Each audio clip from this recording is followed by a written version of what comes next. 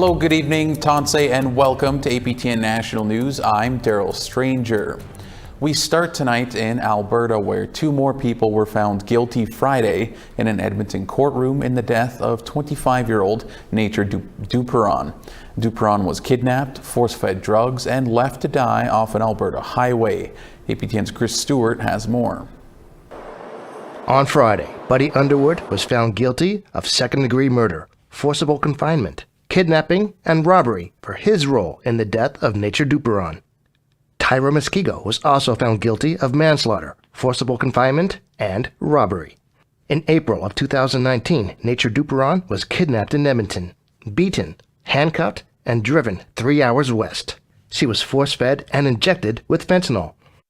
She was taken to a wooded area near Hinton, Alberta, and left to die. Her body was found 2 weeks later. In September, Kayla Bezus and Grayson Ishepi both pled guilty to second-degree murder for their role in Nature Duperon's death. Her mother spoke to APTN and says all 4 should have been convicted of first-degree murder. They could have just left it as is, but they continue to torture her all the way to Hinton and past Hinton, when they made how many stops, and they all had time to be able to stop with what they were doing. They could have helped her. They could have phoned 911. They could have said something at the gas stations or the Tim Hortons or McDonald's. They could have did something, but each one of them were all there, and they all followed through with their plan. Underwood and Muskego will be sentenced on December 2nd. Chris Stewart, APTN National News, Edmonton. It's been a little over a week since APTN News broke a story about a First Nations child welfare agency that was directly involved in the sexual abuse of children in its care. The Minister of Indigenous Services says there will be a thorough review of Wichitewin Family Services based in Fort Frances, Ontario.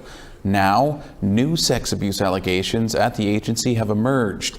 For more, we're joined by the reporter who broke the story, Kenneth Jackson. Kenneth, thanks for being here to update your story. Right on, Stan. Yeah, I appreciate it. Thanks. So let's start with your story that dropped today. What can you tell us about the new sex abuse allegations that have emerged at Wichitewin Family Services?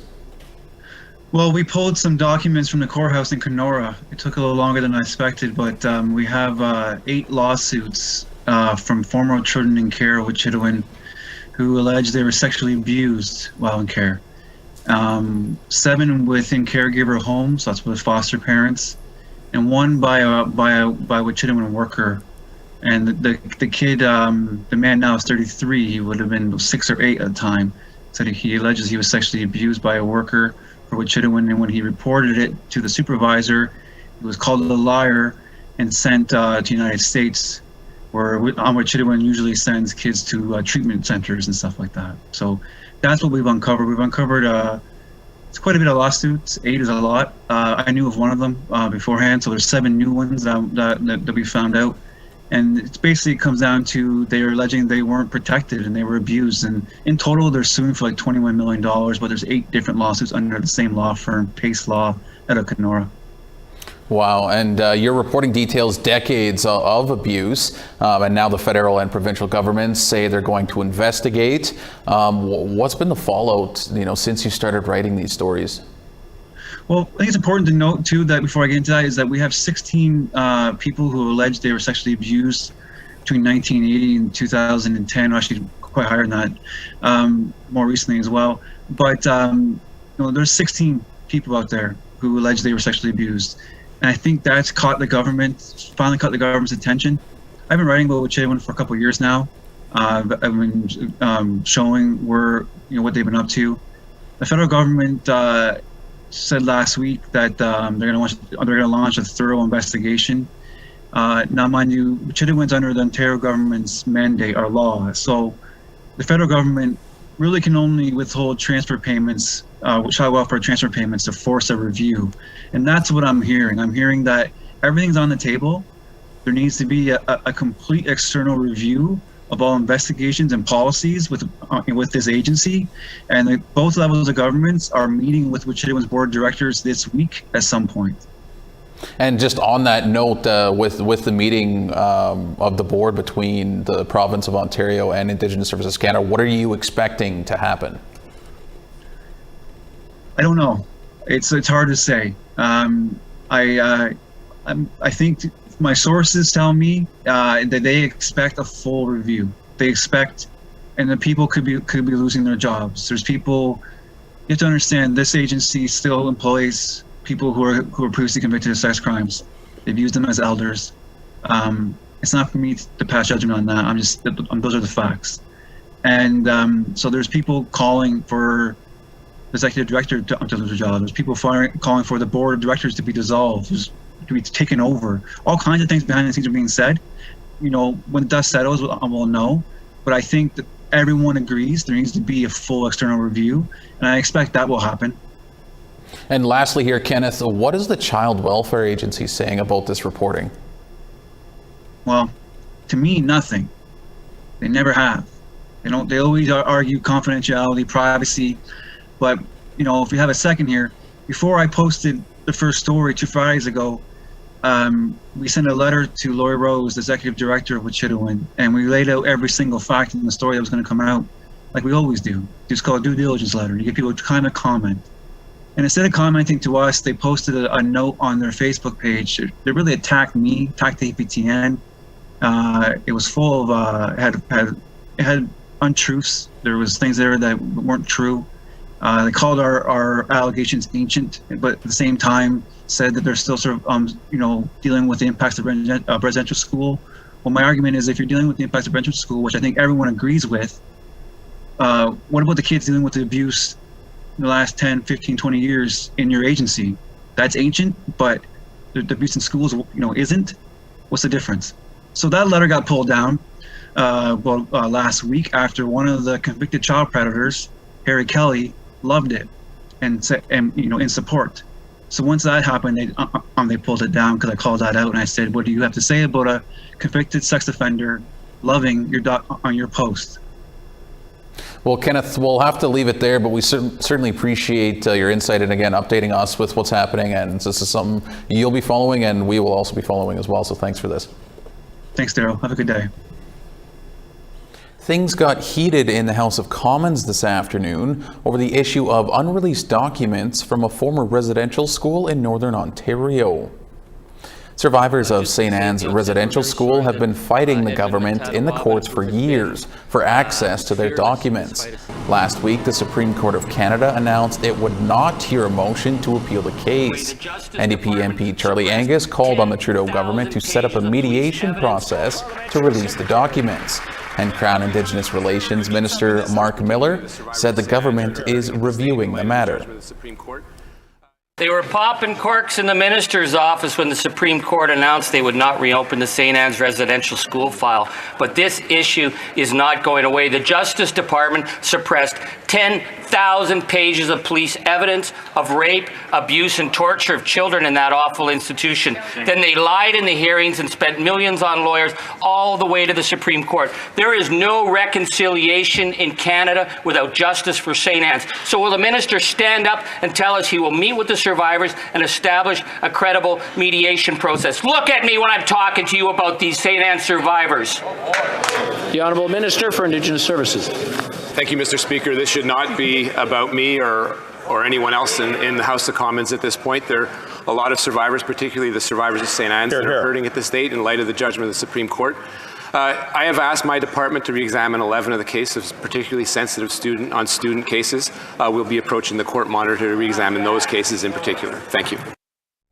In Winnipeg, candidates hoping to be the next mayor spoke about how they hope to serve Indigenous people, the city's fastest growing population. Tamara Pimentel has more. The Assembly of Manitoba Chiefs and the Manitoba Kuetenaway Okmakanak held a space to talk Indigenous issues leading up to Winnipeg's municipal election.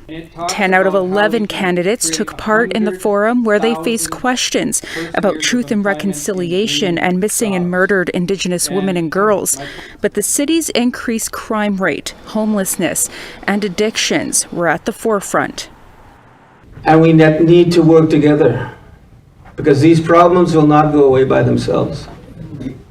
they will not go away by themselves. We must work together to find solutions that will resolve the homelessness and some of the addictions that our people are facing. And we are committed to that. Winnipeg has the largest urban Indigenous population of any city across the country. 75% of the homeless are Indigenous. MKO Grand Chief Garrison Settee says those issues are part of a larger problem. He told the candidates the next mayor must be familiar with the TRC's calls to action and MMIW calls for justice. As candidates, you need to go through these documents because they are the most important documents to us as Indigenous people. That is our story.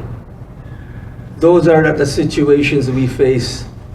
And if you do not understand that, if you do not know that, you cannot help. Make sure we actually have the funds necessary to get our brothers and sisters off the street. Two candidates are hoping to be Winnipeg's second Indigenous mayor, Robert Falcon-Ouellette of Red Pheasant First Nation, and Kevin Klein, who identifies as Métis. I will begin at the first day as mayor to create an Indigenous Council Committee. Election Day is October 26. Tamara Pimentel, APTN National News, Winnipeg. All right, we have to take a short break, but stick around. More news coming up.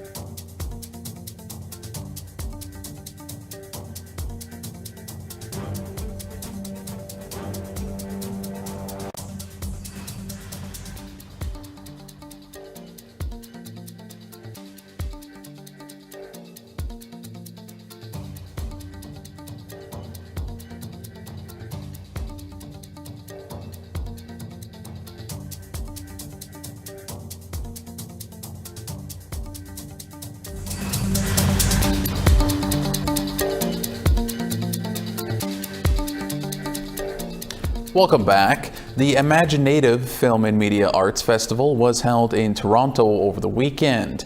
14 awards were handed out with prizes totaling $60,000. Actor and musician Gary Farmer was also honored with a special award. Steve Mongeau has more. For more than 20 years, the ImagineNATIVE Film and Media Arts Festival has been working to inspire and connect communities through original Indigenous film and media arts produced by Canadian and international Indigenous artists. This year, actor and musician Carey Farmer received the August Schillenberg Award of Excellence presented to an actor based on the longevity and impact of their careers, professionalism, and involvement in mentorship and community work. It's just an honor to come back to you all, and of course all those memories from Aboriginal Voices Radio, which is probably a better idea than it was 20 years ago now. So make sure you young people hold that language up. That's the most important thing. Otherwise, they'll take our Indianness away. Farmer was honored to receive. I think, well, Augie Schellenberg, he was an actor, and I knew Augie when he was a younger man, and admired his work here in Canada and the U.S. of course for a long time. And it's an honor to be here among all the Native people here. Farmer's first acting role was in 1975, and he is still busy today, with recent credits on shows such as Dead Man, Resident Alien, and Reservation Dogs. Gary Farmer, he's like really a trailblazer. He's a legend. He's from my reserve, which was kind of nice. Had nothing in the decision-making swaying or anything, but yeah, he's a very talented actor, and it's just a matter of time. So it's Gary's turn this year. With the demand and more acceptance of Indigenous-produced shows, Farmer had this to say to young people entering the business and keeping their language alive.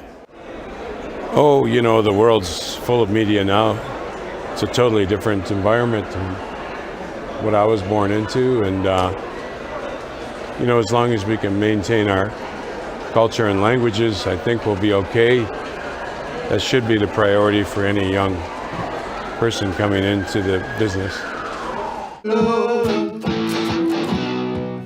The night ended with a song from Farmer along with Derek Miller. Steve Mongeau, APTN National News, Toronto.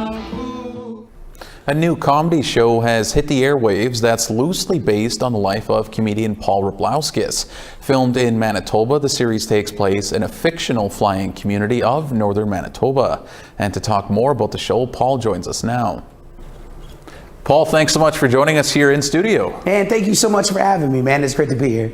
So first off, why don't you tell us what the show Acting Good is all about? Yeah, Acting Good. Well, I want to say it's about, like, sort of based in reality, where it's about a guy named Paul, me, and I come back to the reserve after a failed attempt in the city. But that's not what the show is about. The show really is about this amazing family, my family in the show that we have, that just deals with a lot of crazy shenanigans and a lot of funny situations. So it's a show about a family on the reserve.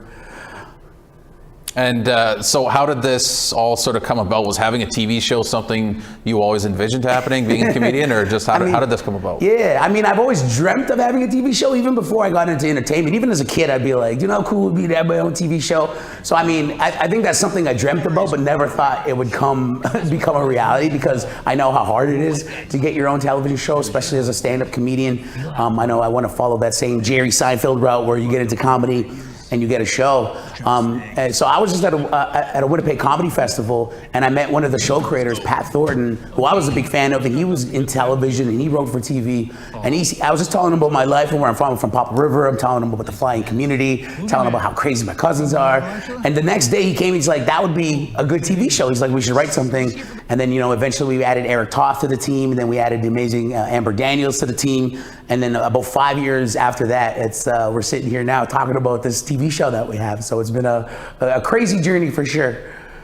So what do you hope people take away from the show when they watch? Is there a message or anything that you're trying to relay? Not. I mean, it's just a fun, silly show. I know that a lot of, you know, in terms of messages, there's not really anything except we want to show Canada that we're just, you know, First Nations people on the reserve are just normal people. We have these funny comedic situations that we fall in. It's not the same, you know, stereotypes that you see on other shows about the reserve. You know, there's no corrupt chief, there's no gangs, there's no drug problem. It really is just a beautiful community and this quirky, silly family just dealing with, you know, a lot of, you know, quirky situations, man. It really is a nice, wholesome, weird, funny comedy with a lot of swears in it. And like you had just mentioned, how, you know, it's just a nice comedy show about Indigenous people. And I mean, the cast and crew and mostly is all Indigenous too. I mean, just how important is all of that? That's amazing, man. And even like in the writing room to have myself and Amber Daniels, she's from the Island Lake area too.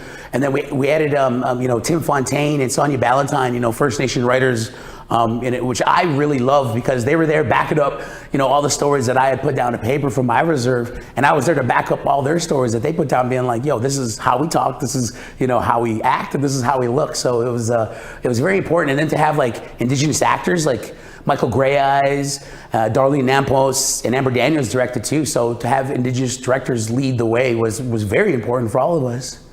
And last question here, Paul. What's been your favorite part so far, the whole process of filming, writing, and everything? What's been your favorite part? My favorite part during this whole process is the craft table, man. All the craft and food. We get free food on set. I'm just kidding. I think last Monday when the show aired, there was a teenager from my reserve who I'd never talked to in my life. I mean, he was a Facebook friend of mine, and he just randomly messaged. He goes, yo, this is really, really, really cool to see you on TV and to do a show about our reserve. And I think that to me was probably the coolest moment I think I've experienced since doing this whole show. Well, we'll have to leave it there, Paul, but I have seen the first episode, and if that says anything, it's going to be a great show and a funny show. So thank you so much for being here. Thank you so much for having me. Trust me, the show gets really crazy. Thank you. And Acting Good will be coming to APTN in the near future. All right, it's time for one final break here. More news when we come back.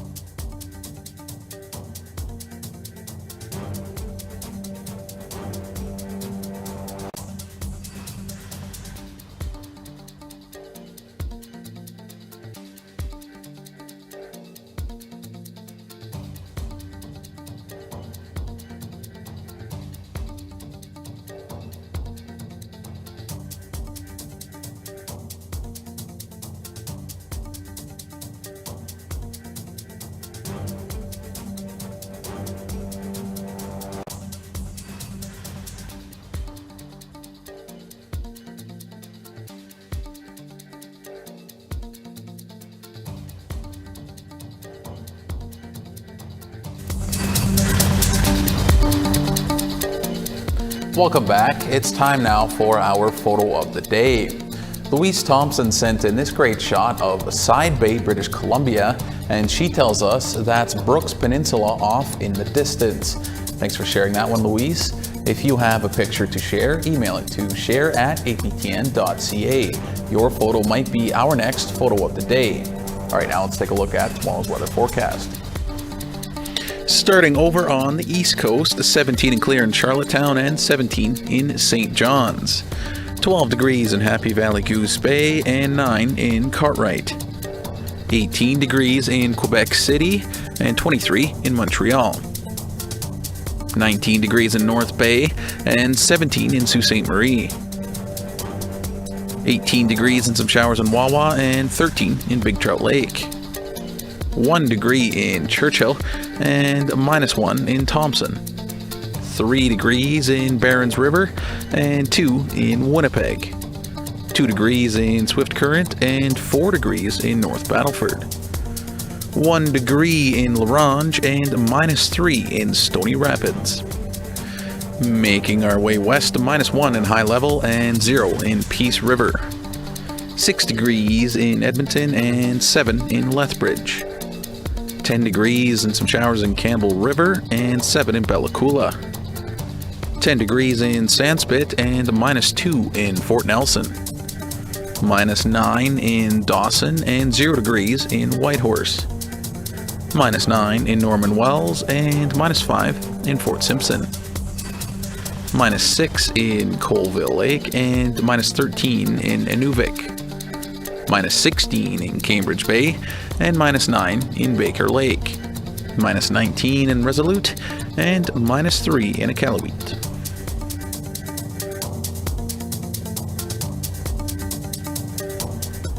Over to the east now, where Montreal Canadiens star goaltender Carey Price spoke to media in his first press conference since stepping away to take an extended leave 1 year ago.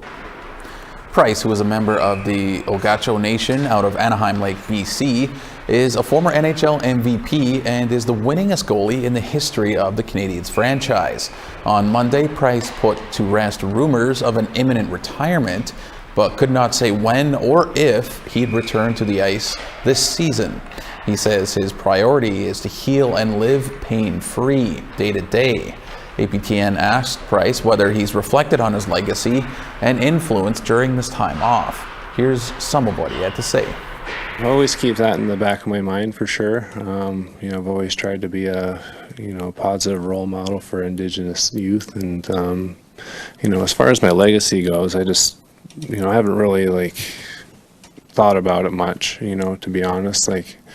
When you're playing hockey and you're in it, you're always just focused on the next goal, the next thing, next thing you're trying to achieve. And I haven't really again, I'm trying to achieve another thing. I'm trying to get healthy again, so I haven't really until the day I retire, I probably won't reflect on that much. I guess if there was one thing I'd want to be, recognized as, is just a hard worker and a good guy, I guess. I know I and many hockey fans around the world certainly miss seeing him play, and hopefully we do see him back on the ice soon. All right, that's all we have for you tonight on APTN National News. For all of us here, I'm Daryl Stranger. Thank you for joining us. Miigwech, and have a great night.